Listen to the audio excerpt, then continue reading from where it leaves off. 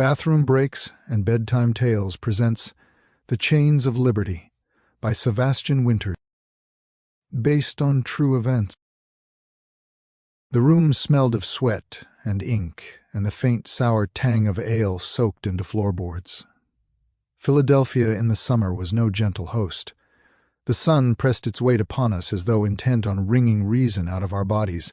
Even the flies seemed drunk on the heat, circling lazily over the shoulders of men whose tempers had already frayed by the hour.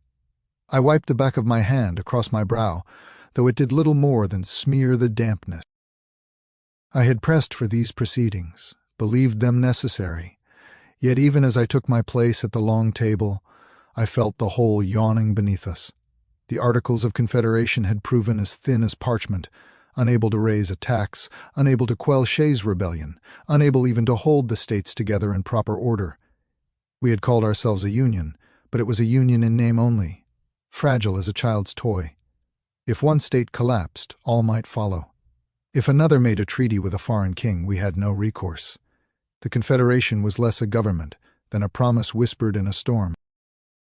"Gentlemen," Hamilton's voice cut through the drone of chairs and shuffling papers, sharp as steel. He always spoke as if he expected the world to bend toward him. "We are gathered here because weakness has nearly undone us. Anarchy stands at the door. What we need is not patchwork, but a whole cloth, a government with vigor, one that can command obedience." The word obedience thudded in my chest. I bent my head to the paper before me, quill poised, pretending to take notes when in truth I was steadying my breath. Hamilton's solution was monarchy in all but name. He did not disguise his hunger for it. I feared his cure would prove more fatal than the malady. Yet to my right I heard Gouverneur Morris grunt his agreement, the table rattling beneath his fist. The current was already surging his way. George Mason shifted in his chair. I'd come to admire his bluntness, though at times it made me uneasy. He leaned forward now, gray hair clinging damp to his temples, eyes hard as flint. "We broke the yoke of a king not 10 years ago," he said. "I'll not sit here and forge another, no matter how you polish the crown." A murmur rose, part approval, part protest. Chairs scraped. Paper rustled. Already the fracture lines were visible. I thought then of the mobs in Massachusetts, ragged farmers with muskets, swarming the courthouses and chasing magistrates from their benches. Shays's men had not risen for monarchy. They had risen against debts, against taxes, against a government deaf to their pleas. Was that not what unchecked power wrought? Too strong, and it crushed liberty. Too weak, and it dissolved into chaos. I felt caught between two abysses, each yawning wide enough to swallow us whole.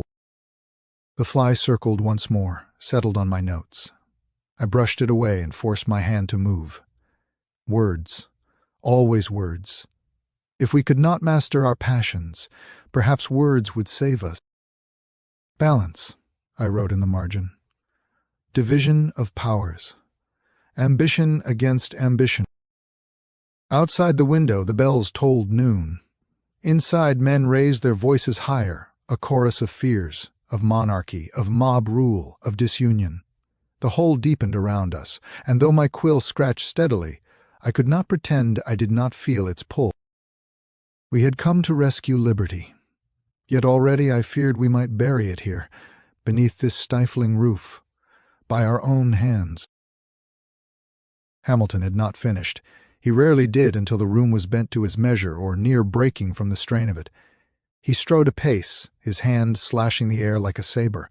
"Look at Shays's rabble," he thundered. "Look at the impotent Congress, starved for revenue, mocked by foreign powers.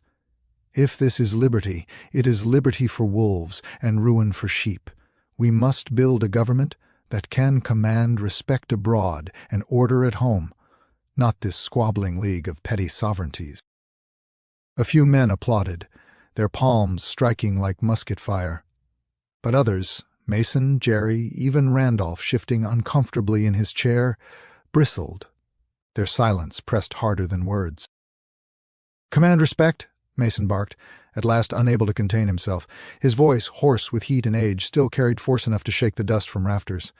"Sir, what you describe is not liberty but domination."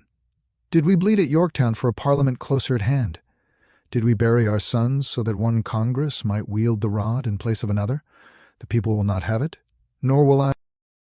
The chamber shivered with the clash. A chair toppled. Men leaned forward, eyes flashing, some nodding at Hamilton's call for vigor, others clutching Mason's fear like a lifeline. I sat very still, my quill trembling against the page. I knew the truth of both arguments. I had seen the Confederation's weakness. I had also tasted the tyranny of unchecked power, how to choose between Scylla and Charybdis. I closed my eyes for a moment. Behind my lids I saw the farmers in Virginia, faces gaunt from poor harvests, yet proud in their bearing. They had trusted that their liberties were secure. Freedom of conscience, freedom of press, the right to be secure in their homes from the knock of a soldier. What would become of them if Hamilton prevailed untempered? What would become of them if Mason's warnings left us paralyzed, unable to act at all? When I opened my eyes, the room had shifted again. Gouverneur Morris was on his feet, his voice booming. "Gentlemen, we are not philosophers debating shadows, but statesmen building a nation. If we cannot forge one instrument of power, we shall have nothing but disunion. And disunion is death." The word death clanged like iron in the heat. For a moment no one spoke. I felt the weight of it, the inevitability of collapse if we did nothing. Yet I could not escape the other certainty, that power once given has no natural limit but the restraint we bind upon it. My pulse quickened, though I kept my face composed. The sweat traced a line down my temple, slow as ink upon parchment. "Balance," I whispered, barely more than breath. Not for their ears, only for mine. Balance was the only hope, to give the government enough strength to stand, yet bind it so fast it could not trample those it served. But balance was still only a word on my paper, and words had little power until hammered into law. Around me the debate raged, voices colliding, echoing against plaster walls. The air itself felt bruised by it. We were not drafting a constitution yet. We were wrestling ghosts, of kings, of mobs, of ruin, of tyranny. Each man fought his own nightmare. And I? I fought the suspicion that none of us would win. The days dragged, each one hotter than the last, and with them the quarrels deepened. By mid-July the chamber reeked of mildew and sour tempers. Tempers more than once boiled over into pounding fists, and men stalked from the hall swearing they would never return. That morning Luther Martin of Maryland rose, red-faced and trembling, his wig askew. He pointed an accusing finger at the Virginia men. "What you propose is monarchy by another name. You speak of checks, of balances, but I see only a consolidation that will grind the states to dust. We fought a war to free ourselves from a despot, and now you would have us bow before 13. "Better 13 than none," someone muttered, but Martin heard and exploded, voice cracking with fury. I tried to capture his words faithfully, though my quill scratched with a nervous haste. My notes were meant to preserve order, but there was little order left to preserve. Men muttered of walking out, of abandoning the whole enterprise. Some, I feared, meant it. My stomach turned at the thought. What then? We would slink back to our states, as divided as before, to watch the Union unravel like rotted twine. Already British agents circled, whispering promises of protection. Already Spain eyed our western lands with greedy calculation. Without unity, we were carrion for the great powers to pick clean. And yet I could not deny the fire in Martin's protest. A government too strong could destroy liberty as surely as weakness could. Power once seized rarely returned itself to the people. I knew this truth as surely as I knew my own name. Hamilton rose again.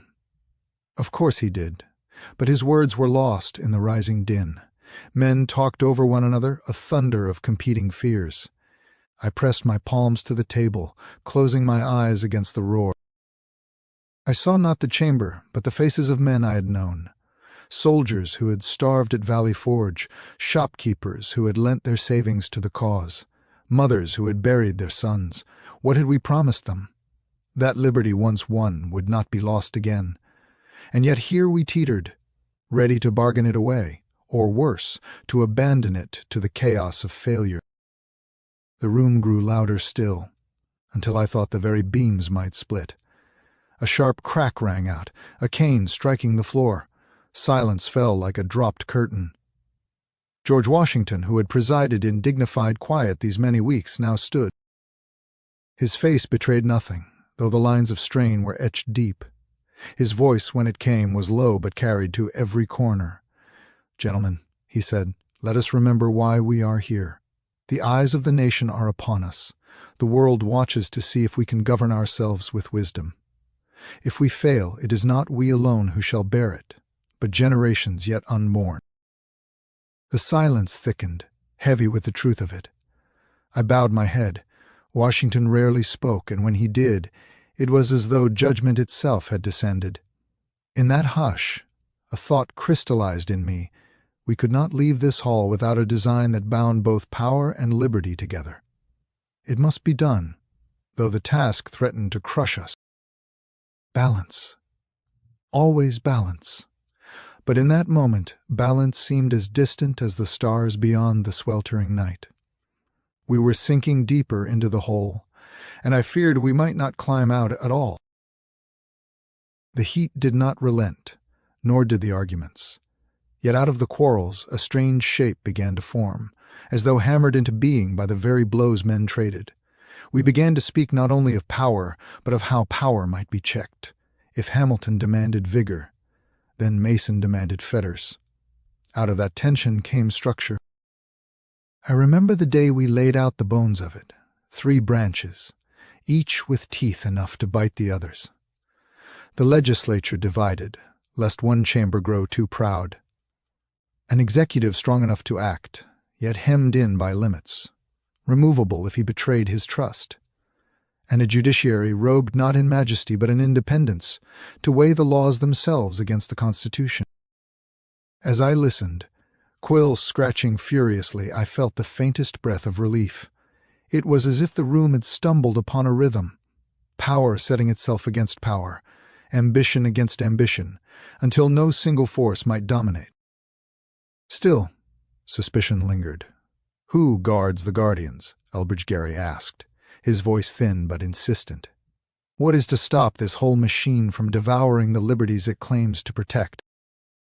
His words found me. They always did. For all our scaffolding, the fear remained that once built the government would grow beyond any bonds. That night, alone by candlelight, I read over my notes until the ink blurred. My eyes burned from smoke, my hand ached, yet I could not stop. There, in the jumble of arguments, I glimpsed a pattern. We could harness the very flaws of men, their pride, their ambition, their hunger, and set them in opposition. Each would pull against the other, and in that struggle, liberty might find shelter. "Ambition must be made to counteract ambition," I murmured, the phrase settling into me as naturally as breath. It was not poetry but design, a principle wrought of necessity. The next day I spoke of it aloud. My voice was quiet, it always was, yet in the pause after Hamilton's bluster the words seemed to hang longer than their measure. A few men nodded. Some frowned. But I saw in their eyes that they felt it too. We had discovered not perfection, but a way to keep imperfection from destroying us. Still, my relief was fragile. The Constitution we drafted was strong, yes, but perhaps too strong for the people to trust. In taverns and on street corners I heard mutterings that we were forging shackles, that liberty would be smothered beneath this new contrivance. As summer waned, the work of Philadelphia was nearly done. But I knew the greater battle had only begun. The parchment would leave this hall and face the judgment of the people. And already I could hear their voices rising like thunder beyond these walls. Where are our rights? The parchment left Philadelphia with signatures affixed, though not all hands could be persuaded to join them. I watched Mason refuse, his face hard with principle, his quill lying still as if it weighed a ton. "Without a Bill of Rights," he said, "this Constitution is dangerous. It gives power, and power unchecked will find its own appetite." His words echoed long after he departed, as though the room itself agreed. I carried those echoes home to Virginia, where the battle only deepened. Ratification was no triumphal march, but a grinding war of words, fought in pamphlets, taverns, and courthouses. Anti-Federalists spread their warnings like wildfire that the new government would swallow the states, that armies would be quartered in every home, that liberties would be trampled. I wrote, I argued, I answered. In print, under the name Publius, I sought to explain that liberty was not safe in a weak frame, that only a government strong enough to govern itself and bound by internal chains could preserve the people's rights. My pen bled reason and design, but reason alone cannot still the heart's fear. At the Virginia Convention, Patrick Henry rose, eyes blazing, his voice slicing through the hall. We are told checks and balances will suffice. But what check have we against ambition itself? Against tyranny dressed in the garb of law? Sir, you have left the people naked, unguarded. His words ignited the chamber. Men shouted, pounded their fists, invoked the revolution as though the muskets still smoked. I rose to reply, though my voice was soft against his thunder. Sir, I said, the checks are not parchment promises, but living mechanisms. The House against the Senate, the President against the legislature, the states against the Union, each ambition turned upon the other, so that none may devour the rest. Some nodded. Many did not. The distrust ran too deep. At night, alone in my lodging, I admitted the truth I had long resisted. Henry and Mason were not wrong to fear. Our Constitution, for all its balances, still armed the government with new powers. Without a Bill of Rights, suspicion would never be quelled. And more than suspicion, conscience. Could I swear to the people who had bled and starved for liberty that I had left them defenseless? Could I look into their eyes and say, trust the machine? I could not. So I bent. It was not surrender, but recognition. That liberty requires not only structure, but declaration. A constitution without a Bill of Rights was a fortress without a wall. The battle for ratification closed with promises. Promises that amendments would follow, that the people's liberties would be written plain for all to see. The Constitution was secured, but it trembled on a hinge. If we failed to keep that promise, the hinge would break, and with it, the Union. And so the burden fell heavy upon me. What I had doubted, I must now deliver.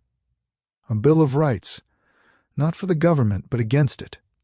A shield, hammered from words, to stand between the people and the power they had just consented to give.